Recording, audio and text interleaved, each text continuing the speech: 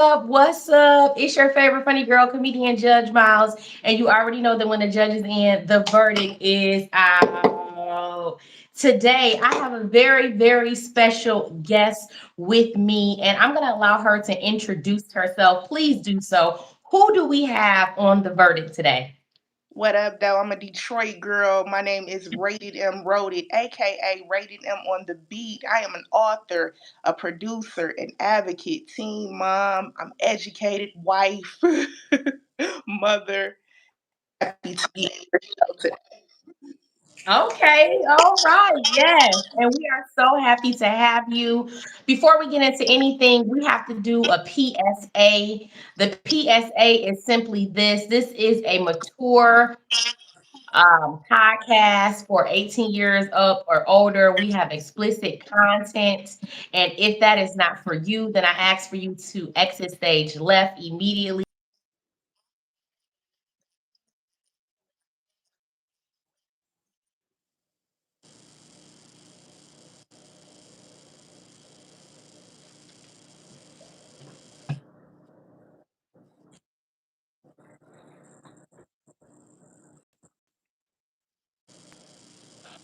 Well, I don't know what happened.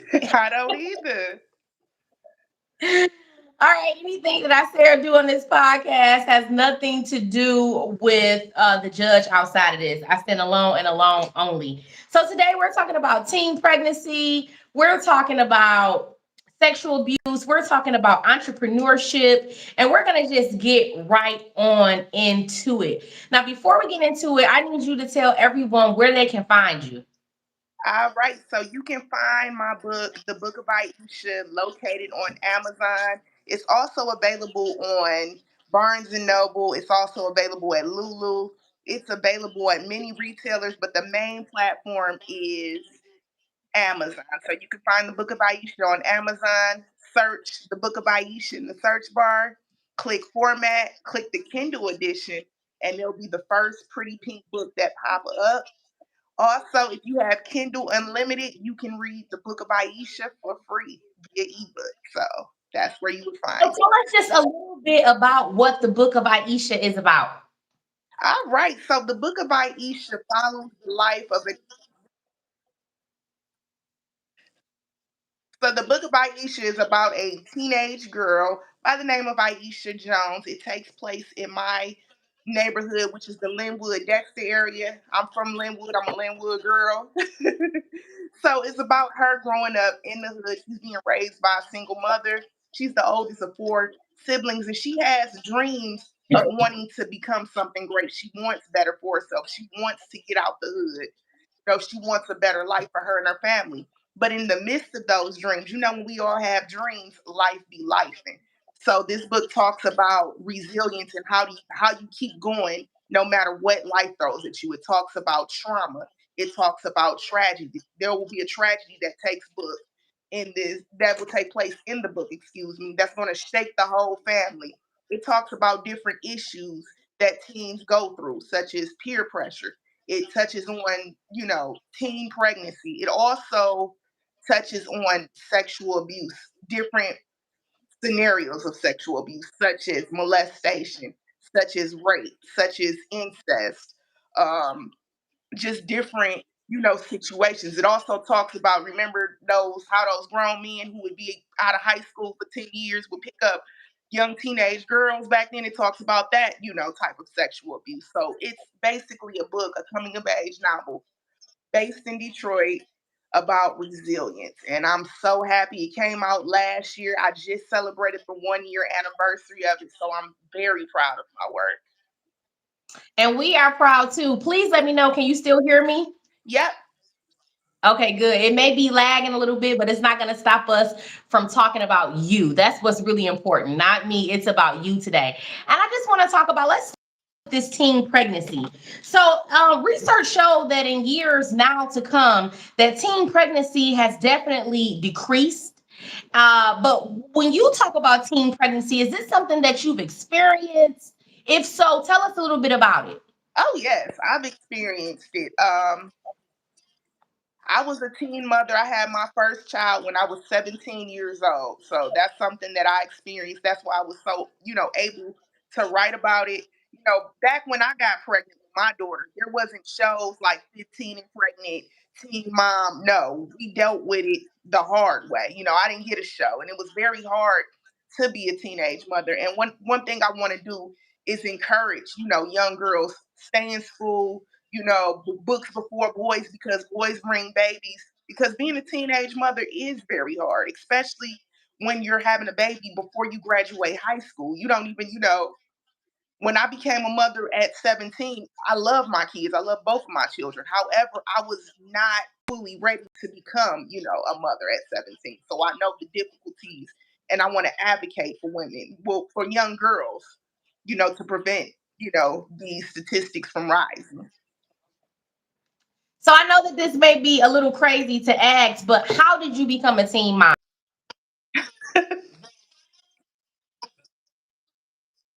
Did you say, okay, this is something that I want to do? I know you had sex, but was this something that was voluntary? Did you think about it before you did it? Did you plan it or did it just happen? I had a boyfriend at the time. I had a boyfriend, which was my kid's father at the time. He was my boyfriend, and we was doing some grown stuff. And I remember when I first found out I was pregnant. I knew I was pregnant. I knew it. So I had went. I remember I went to Henry Ford Hospital, DER, and they told me that I was pregnant. And I didn't have like no emotion. I wasn't shocked. It was just no emotion. It's like, oh, I'm pregnant. I just didn't feel anything at that time. And I hid my pregnancy from my mother for 3 months. And she Okay. didn't find out until, December that I was pregnant. And my mother, she was like, she wanted me to get an abortion. She was like, you're not gonna ruin your life. You're gonna get an abortion. I'm not gonna let you ruin your life. And I was like, challenging her on that. I disagreed with it. I was like, no, I want to keep my baby. I want to keep my baby, keep my baby. So that's, how it happened. I was being grown, being hot. That's how. I'm just gonna Okay, keep and it were you 100. scared? Were you scared or were you ready? Like when you found out, and I know you may have felt a little bit of shame because a lot of times when we get pregnant when we're younger and we're forced to tell our parents this is not in our bingo cards. But after you got over that portion, were you ready to be a mother or were you like, "Ooh, I'm not really sure about this?" You know what? You know what? At that time, I thought I was ready. I was like, we gonna take care of this baby. I ain't had no job. I'm still in school. I thought I was really ready. I'm like, we gonna take care of our baby. We gonna get married, and I'm gonna raise my baby. We gonna get a house together. I thought I was ready. I was not. I was not. Okay. And my question is, if you could do it all over again, would you still have a child so young or would you wait? If if I could do it all over again, I love my children. I wouldn't trade them in for the world, but I would definitely wait. I would have stayed my behind in Northwestern High School, graduated from Northwestern High School, kept writing like I was in the ninth grade, went to college out of state, and waited to have children. Definitely, if I could do it all over again, because it was not easy. It was not easy at all being a teen mother. And you know what? I always listen to these stories because, as you know, I don't have any children, but I am a person who truly believes in the Most High. I'm very spiritual, and you got to do what you got to do, right? And Yes. for anyone to suggest an abortion to kill a child, how that affects the mother when they have those children and they still have to be around.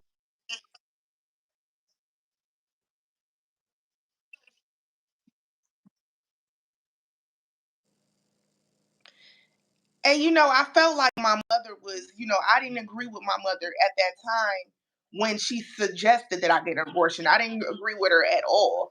But as I got older, I'm very pro-choice. As I got older, I realized why she wanted me to do that because she really did not want my life to be hard. She didn't want that at all. My daddy was like, No, you gonna have this baby. Since you want to be grown, you gonna learn a lesson from this. But my mama was like, no.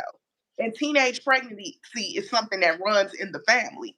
That's something that's very common in my family. So I wasn't the first, and I won't, and I'm not the last. So And has the father been active in your child's life? Have he been helpful, or have you yes, had to be a strong black woman like majority of most of the people that I know? yes, yes.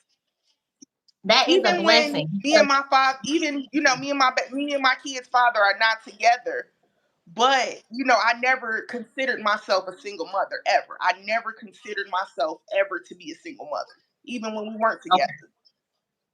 So he's very active. And I just want to say to all of my followers right now, I'm not quite sure what's going on with the connection, because I've never had a guest on YouTube, but it is acting really, really crazy. And I'm only hoping that you guys can hear us and you can see us. And even when I fly off, you can continue on with whatever has been asked of you, because no weapon formed against us shall be prospered. We will get this word out today and we will help someone. I always talk about black women make motherhood look so easy. And I have to just kudos to all black women that's listening, because at the end of the day, as you spoke, it's not easy. These things are not easy. And I believe that it takes two people to be able to raise a child. And even though you see mothers do it all the time, the issue is the kid still suffers in some way, not having that other or additional parent in their life. I just want to talk about that a little bit. How do you feel about that? Did you experience that? Were you raised with your father? What does your book say about that? I was raised in a two-parent household. I was raised with my mama and daddy. And Wow. and what was crazy was because I had two parents in the household, believe it or not, I was made fun of having two parents back then. I remember a kid asked me, they was like, "You stay with your mama and your daddy?" And they clowned me for it. And I'm like, "What?" Wow. Yes, I was clowned. I grew up with two parents, a two-parent household. It's crazy to hear that you was clowned, because most of us dream of something like that. That's a dream to have your mother and your father in the house, to experience what parenthood looks like, what it looks like to love on a woman, what it looks like to be a man in a household. We need that as children. So what does your book talk about when it relates to that? As it relates to single mothers, that's why I was going through my book. I'm going to read an excerpt of what it says about being a single mother. So here it is Okay. in regards to Okay. that. It says being a black single mother can be hard because of social, economic, and systemic factors. Let's start with economic disparity. Black single mothers often face lower income levels and reduced access to quality employment opportunities, making it hard to provide for their children's basic needs, including housing, food, and education. Systemic racism and discrimination also add fuel to the fire. Black mothers face a higher chance of encountering biases in healthcare, education, and the criminal justice system, affecting their ability to ensure their children receive fair treatment and equal opportunities. Balancing the demands of parenting four children alone can be emotionally and physically draining, leading to high levels of stress and exhaustion.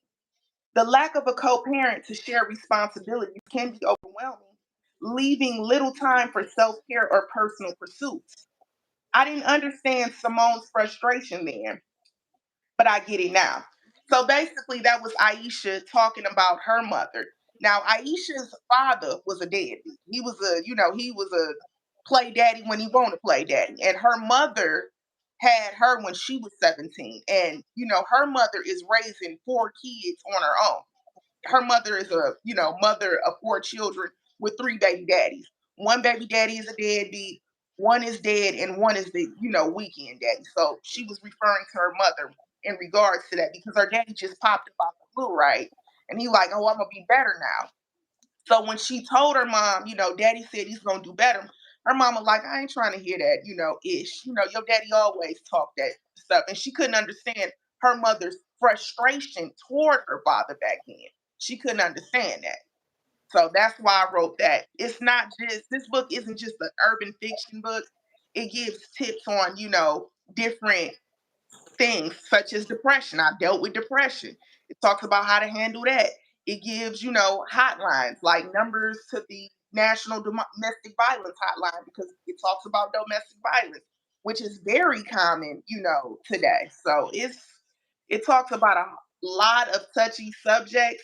And this book was actually banned. It was actually rejected by quite a few self-publishing companies because they was like, this book a little too much, but it's out now, so You know what? Your book sounds extremely interesting and it sounds like it's also very informative. And a lot of times when we as Black people are trying to get the truth out, just like this internet, the devil tries to stop it, right? So it's not right. that it's too much or it's not that it's provocative. It's that it's going to help somebody. And the media and society, it loves to keep us in this depressed state. It loves to keep us in this oppressive state. And so anything that's going to bring us up out of that, they tend to try to shun upon it. Now, my Right. question to you is, a lot of people would say to women, as the one that you spoke about in the book, well, how many children are you going to have? Once you see that the first baby daddy don't work out, the second baby daddy, why would you continue to have all of these children? What do you think about, those people who think poorly of women who have more than one baby daddy? And do you agree? Is this a thing of not making correct decisions? No, no one is perfect. We all made some decisions that might have not, you know, been the right decisions. And Okay. with the mother, with Aisha's mother, she has a background. She was raised without a mother. Her mother, Aisha's grandmother died from a heroin overdose. So, it stems from, her being raised without a mother and, her father worked a lot. So, it's kind of like, how would I say, it's, I'm not saying, how do I say this? Aisha's mother, dealt with, challenges of not being raised with a mother. If I could just, let me just say that. So, I don't agree or disagree. I get, both sides of, what people say about that. But again, we've all made, decisions that weren't so good. If I go back to my 20s, I'm, 36 now.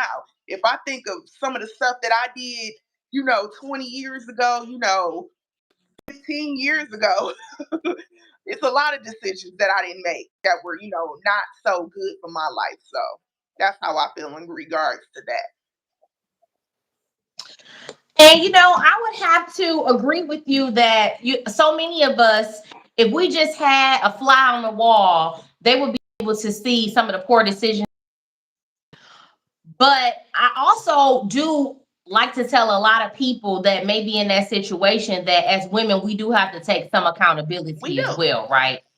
Because we allow a lot of times we want to say that the man ain't shit, the man ain't never gonna be shit, he not there for the kid, but we continue to see the red flags and continue to give our bodies to them. And then sometimes it's multiple of the same kind of man, and it's like at the end of the day, we as women have to take responsibility for our choices or our lack of common sense so that we don't continue to get ourselves in these situations as well.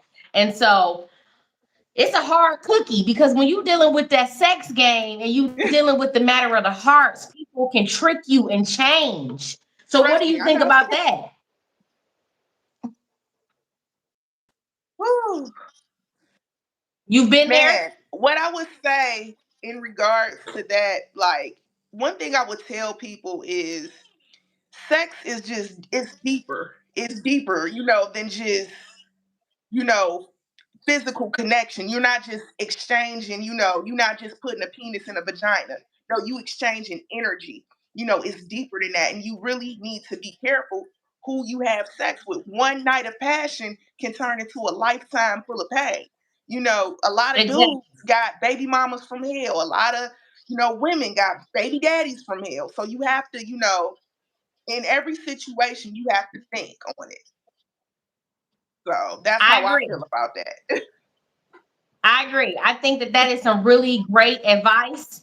I think that we as women, we have to start waking up. And then the other thing that I always look at is I'm 37 years old, and people say to me, "Oh my God, when are you having a baby?"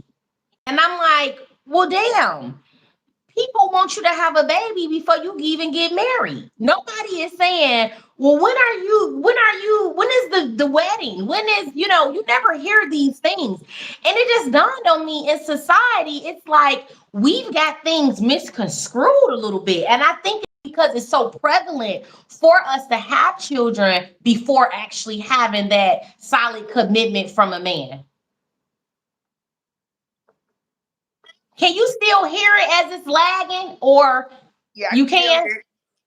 Okay.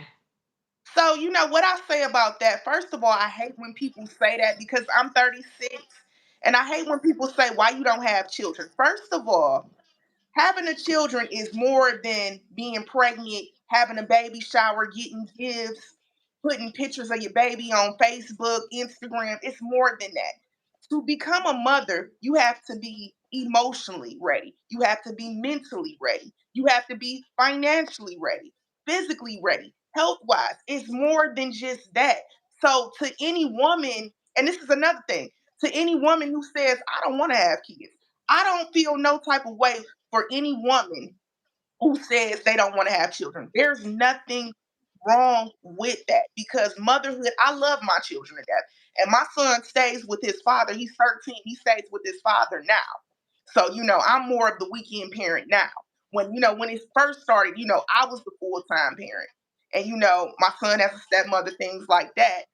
But being a mother, and I was never the type that complained about motherhood because I love my kids. I love going school shopping. I love, being an active mother. So I never complained about anything, even, being a teenage mother. I didn't complain, none of that. However, I do know that it's very tedious to, be a mother. So to any woman who says, well, I don't think motherhood is for me, it's nothing wrong with that because, like I said, you have to be ready for motherhood.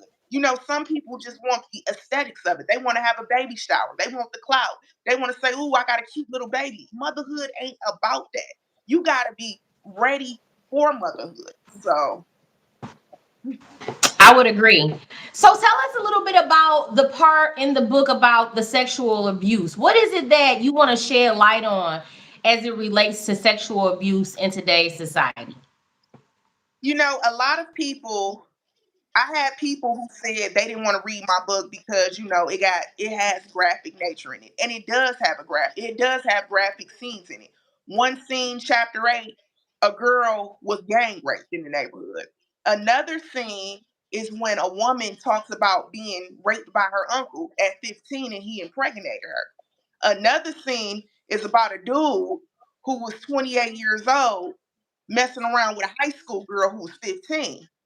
You remember them dudes who was well out of high school, still messing around with high school girls. And then the last chapter in the book, it has a real, descriptive scene about molestation. When I wrote that scene in the book, I was like, man, I asked my husband when I read it to him, I was like, baby, is it bad? He was like, listen, it's bad, but you got to speak about it. Yes, sexual abuse is hard to talk about. Yes. However, we can't keep sweeping this shit. Can I curse over here? Of course. I'm sorry. We can't keep sweeping this shit on the rug. When we want to be hush hush about it, that's the problem now. This is still happening. You got people, boys and girls, being molested. You have rape still going on. It's still going on, and it's happening within the family. I was a mother who didn't allow my children to spend the night over other kids' houses. I didn't play that. My kids thought I was being a mean mama. My daughter is 19 now. My son is 13, and now they're old enough for me to explain to them, why I didn't allow that. Because a lot of times it happens, by, other family members, so I was really, protective of my children in regards to that. But as long as this shit keeps happening, I'm going to continue to speak about it. I'm going to continue to raise my voice. I've had women read this book and cry and say, this is my story. That's what happened to me when I was such and such at this age. So I'm definitely going to keep speaking about it, even in the next upcoming book. So, and I'm not going to just talk about it happening to women. Sexual abuse happens to me, and I'm going to talk about it, from a male perspective. You know how some guys be like, I was 13 when I lost my virginity to a 20-year-old woman. I'm going to talk about stuff like that. So it's going to be different types of scenarios regarding sexual abuse in this book. So this is what we're gonna do. We're gonna do a quick intermission. I'm gonna switch out mobile devices, and we're gonna start back our part. We're gonna label that part two, and we're gonna go specifically into sexual abuse, those type of scenarios, because I don't want to. I don't want to jit you of this great opportunity. And right now, something is going on really crazy. So give us about 5 minutes. I'll send you another link, and we're gonna get back on it. Okay? All right. Thank you so much. No problem.